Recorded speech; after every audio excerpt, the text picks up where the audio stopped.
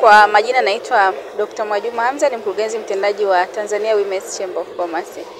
Kwanza kabisa tunayo furaha kuwa sehemu ya mkutano huu mkubwa wa e-learning Africa ambao unafanyika Tanzania kwa mara ya kwanza. Ni mkutano wa 18 kwa maana umeshafanyika nchi zingine, lakini safari hii tumebahatika Tanzania kuhost mkutano. Lakini la kwanza kabisa niipongeze serikali yetu ya Jamhuri ya Muungano wa Tanzania inayoongozwa na Dr. Samia Suluhu Hassan kwa sababu kazi nzuri imefanyika ya maandalizi ya mkutano huu. Na kama ambavyo unafahamu Mheshimiwa Rais ameweka kipaumbele kwenye sekta ya elimu.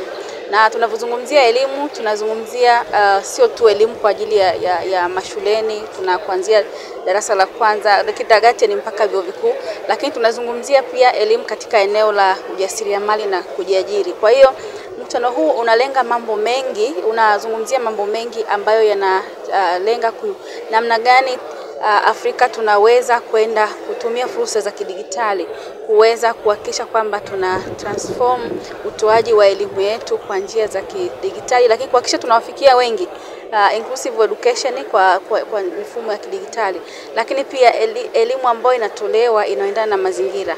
Na ukiangalia mkutano huu kwa ukubwa sana unazungumzia masuala ya ajira kwa vijana. Kwa hiyo namna gani elimu yetu tunaweza kutoa kwa elimu yetu inaweza ikaendana na mazingira na mahitaji ya ajira.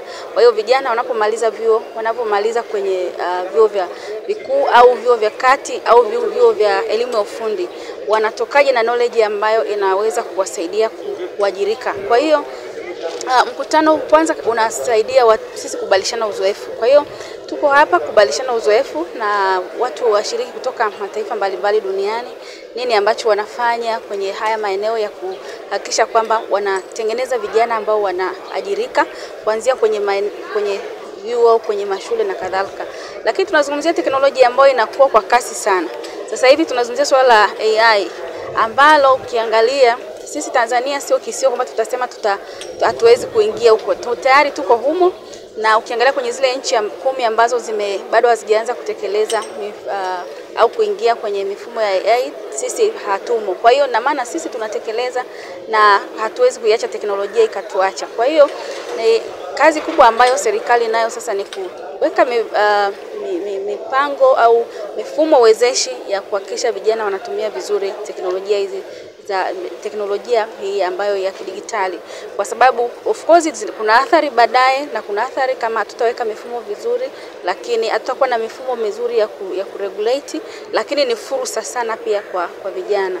Kwa kikubwa sisi ambacho tunafanya hapa ni kujifunza kutoka kwa watu wengine, lakini pia network, kutafuta pia partners. Sisi kama chemba ya wanawake wafanya biashara Tanzania tunatoa elimu ya ujasiriamali sana kwa wanawake na vijana, na sasa hivi tumefungua dirisha la vijana wa kike na wa kiume.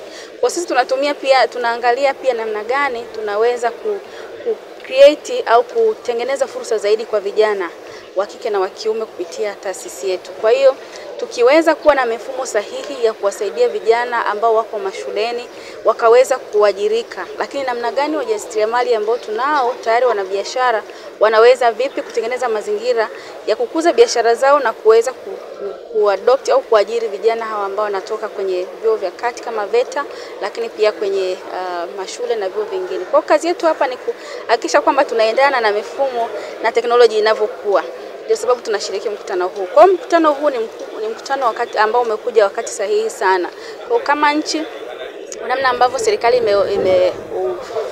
imeupokea na kufanya maandalizi mazuri, na sisi wadau ni kazi yetu kuhakikisha tunashiriki kikamilifu na tunashiriki pia kuweka mikakati ambayo inatusaidia tuboreshe pia kwenye elimu tunazotoa za ujasiriamali. Sasa hivi vijana wengi uwezo kumwambia akae tu darasani asome peke yake.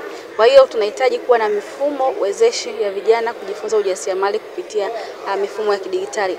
Lakini sio tu kujifunza, lakini hayo masomo ambayo tunafundisha namna gani yanaenda kuwasaidia kuweza kujiandaa kuajirika.